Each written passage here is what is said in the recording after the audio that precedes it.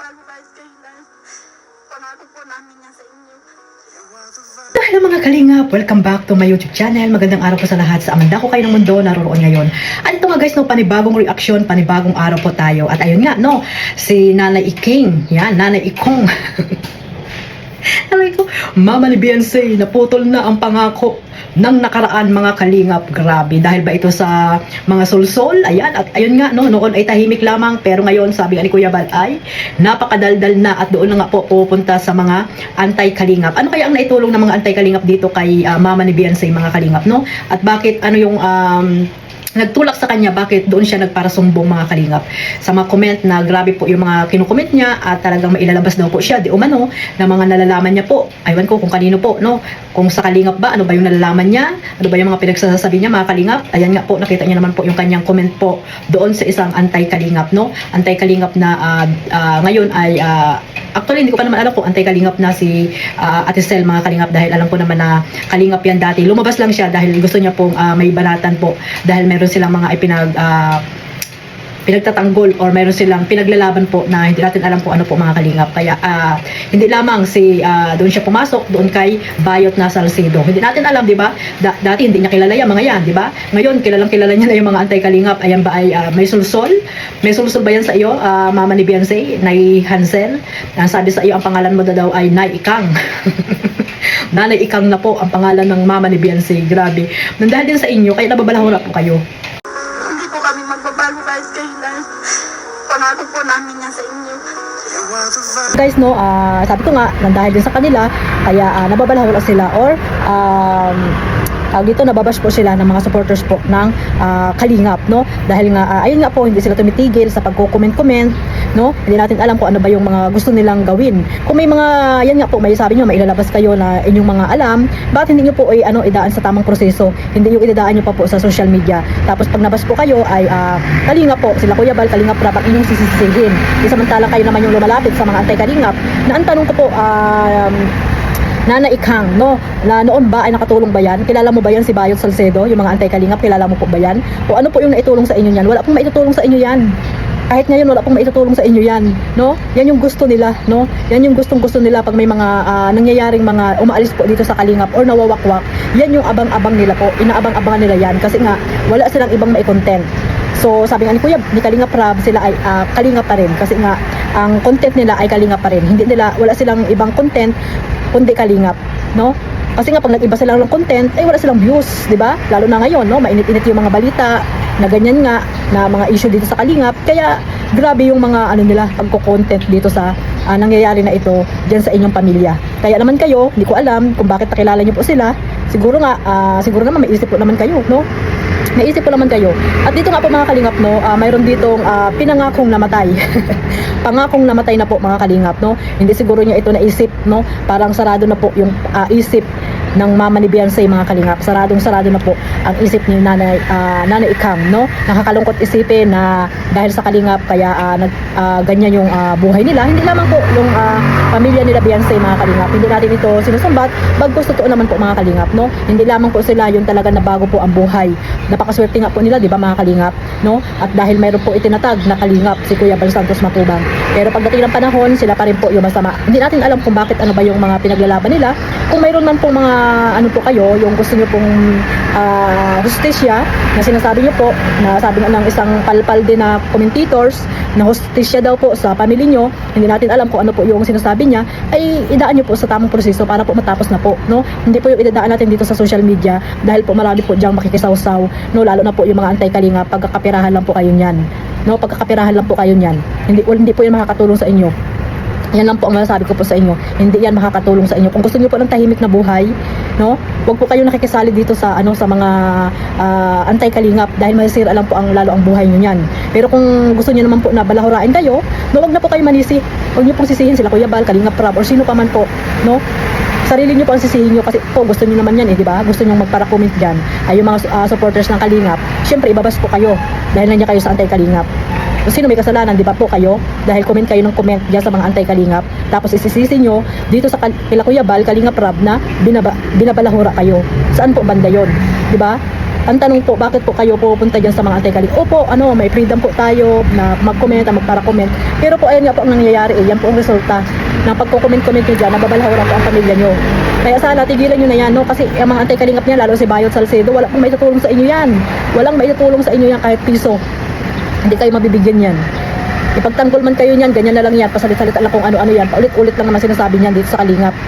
Dahil nga galit yan dito sa Kalingap. Diba? So ito mga Kalingap, no, meron tayong ipaparinig sa inyong pangakong na binaon sa limot. Nakalimot na po, sarado na po yung isip, or baka nakalimutan, kaya iparinig po natin mga Kalingap itong sinasabi na ito ni nanay ni Beyonce, no? At syempre bago natin iparinig yan, magsha-shoutout muna tayo sa ating founder, Kuya Bel Santos Matubang, Ate Edna Vlogs, Kalingap Rab, at sa lahat po ng mga nasa Landing Pad Ambassador, Deputy, mga Kalingap Scouters, Miga love shoutout po sa inyong lahat. Ganun din po sa mga OFW, yung mga nandiyan po sa Pilipinas, at syempre po yung mga sponsor na walang sawang sumusuporta po sa mga charity vlogger, shoutout po sa inyong lahat, sa mga kapwa-kapwa reactor, shoutout po mga Kalingap. Ayan, no? Panoorin niyo po ito mga Kalingap, itong clip video na ito, maikling lang po ito, yung sinabi po ng mama ni Beyonce na ngayon ay nakalimot na po. Sana po mapakinggan niyo po ito, no? Nanay Hansel, sana mapakinggan mo po itong sinabi mo na ito dito sa vlog ni Kalingap Rab nung una pa na pinuntahan po kayo nila Kalingap Edo, kasama po din si Kalingap Edo. Ayan, sama-sama po nating pakinggan ito mga Kalingap. Tulong po ng Kalingap, kaya sobrang po nagpapasalamat ako. Hindi po namin maisuklian kung paano po namin maisuklian ang ginagawa ng lahat. Sa mga sponsor po, sobrang po pasalamat namin. Hindi po kami magbabago guys, kailan. Pangako po namin yan sa inyo. So ayan mga Kalingap, di ba? Pangakong nalimutan dahil sa mga taong mapanira sa kanilang paligid. 'Di ba? Hindi na nila naisip 'yan. Kasi nga, syempre noon, bago pa lang parang tahimik pa si Nanay Hansel noon, no? Nakakadismaya mga Kalingap na ngayon ay grabe po. Grabe na yung nangyayari sa kanya. Hindi natin alam kung totoo ba 'yan, kung siya ba 'yan mga Kalingap. Kung siya ba talaga 'yan? Si Nanay Hansel po ba talaga 'yan? Kasi nga iba yung ugali niya noon, iba yung pagkatao ni Nanay Hansel. Ngayon nag-iba na talaga, no? Grabe talaga ang nagagawa po ng mga sulsulira dyan. Pero alam ko naman, hindi siya nagpapasulsul kasi may isip naman po yan mga Kalingap. May isip naman po yan mga Kalingap para gawin niya yung tama o mali, no? Dito sa platform ng sa social media po, sa YouTube, di ba mga Kalingap? Kaya nga sabi nila, nababalahura daw sila, binababoy daw sila, dahil din po sa mga nakapaligid din sa inyo yan, at dahil din po sa inyo. Kasi nga, comment kayo ng comment, hindi kayo magsitigil, di ba? Kasi kasuhin nyo na lang kaya yung nyo dyan, yung negosyo nyo, yung pagtitinda nyo. Huwag na po kayo mag-social media kaya, or mag-social media man po kayo, hayaan nyo na lang po yung mga basher nyo. Kasi hindi naman po talaga mawawala yan. Pero kung patuloy po kayo na nagko-comment, lalo na po sa mga anti-Kalingap, ay mababas po talaga kayo dyan. So, ayan po, sana po mapakinggan mo yung pangako mo na yan. Pangakong nakalimutan na ni Nanay Hansel. Na hindi daw po siya aalis sa Kalingap. Ayan po, may paiyak-iyak pa, di ba? May paiyak-iyak pa si Nanay Hansel. Tanong ko naman na mabait yan noon. Kasi nga, mamaya ni Beyonce, si Beyonce, napakabait niyan. Huwag niyo pong ibaba si Beyonce, no? Dahil Kalingap pa rin po si Beyonce, Kalingap Angels pa rin po yan. Hindi pa naman talaga nagsabi siya na umalis na sa Kalingap, no? Basta alam naman natin na sila Kalingap Rab, Kuya Bal, hindi po yan sila nag-aalis, no? Kahit nga na sila, mura-murahin pa. Mali ba lang pa talaga ang kusang umalis. Yan, pag kusang umalis po kayo, ay talagang yun na po yun, no? Na talagang umalis na po kayo sa Kalingap. Pero pag sabihin nyo na aalis or si Kalingap Rab ang magdesisyon kung iaalis ka or tatanggalin, ay hindi po nagaganyan sila Kalingap Rab, Kuya Bal. Hindi po sila nagpapaalis dito sa Kalingap. Yun lang po yung masasabi ko dyan, no? At ayun nga, nangyari nga din na nagpaalam na nga daw yung mama ni Beyonce, no? Na umalis na dito sa Kalingap. Kaya naman pala, nandoon na siya sa anti-Kalingap, no? Doon na siya sa anti-Kalingap nakasupport ngayon, na hindi ko alam, no? Na nakakalungkot mga Kalingap, na noon ay hindi nakilala yung mga anti-Kalingap na yan. Ni piso hindi sila natulungan, kahit isang yero man lang ay hindi sila natulungan yan. Pero bakit ngayon ay parang nakasupport siya doon sa mga anti-Kalingap, no? Dahil ba pinagtatanggol po kayo ng mga anti-Kalingap, pinagtatanggol po yung pamilya nyo? Sino po ba nag-ano sa inyo? Sino po ba nang balahura sa inyong pamilya? 'Di ba? Ang naman kaaway naman ng mga reactor itong si Doc Lab, 'di ba? Bakit pati kayo nadamay? Yun po yung tanong diyan. Pati kayo nadamay.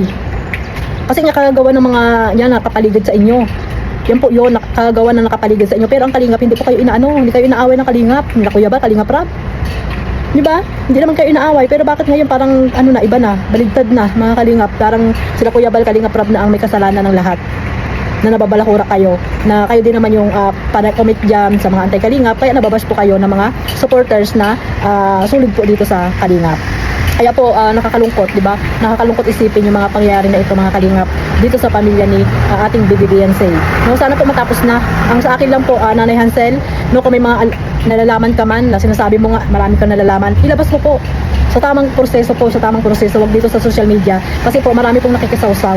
Kung mayroon ka mang problema po, no, yun nga yung sinasabi natin na noon pa, problema kay Kalingap Edo, na sabi niyo yan yung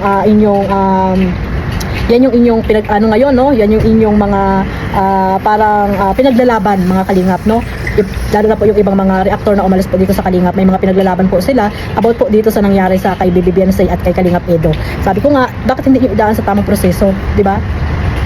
Hindi yung paulit-ulit para matapos na po yung dito sa pamilya nyo, para matapos tahimik na po, mga Kalingap, dahil pinagpipistahan lang po kayo. Nakakaawa naman ang si BBBN Say, di ba? Nag-aaral pa naman po yan, tapos ang gulo-gulo dahil po sa nangyayaring ganyan, di ba? Mabuti po sana kung kayo lang ay nandiyan po si BBBN Say, nag-aaral po yan, di ba? Kaya sana po isipin mo rin, Nanay Hansel, si BBBN Say, isipin mo rin po yan, tumigil ka na po sa para comment sa mga anti-Kalingap, hindi naman po yan makakatulong sa iyo. Kung ano man po yung gusto mong sabi ko nga, ilabas mo po sa tamang proseso, yun lang po yun. Kung ano po yung problema mo dito sa Kalingap, ilabas mo po sa tamang proseso. Ipatawag mo sila Kalingap Rab, Kuya Bal, o si Kalingap Edo, di ba? Huwag po kayo matakot, yun lang po yun, para matapos na po.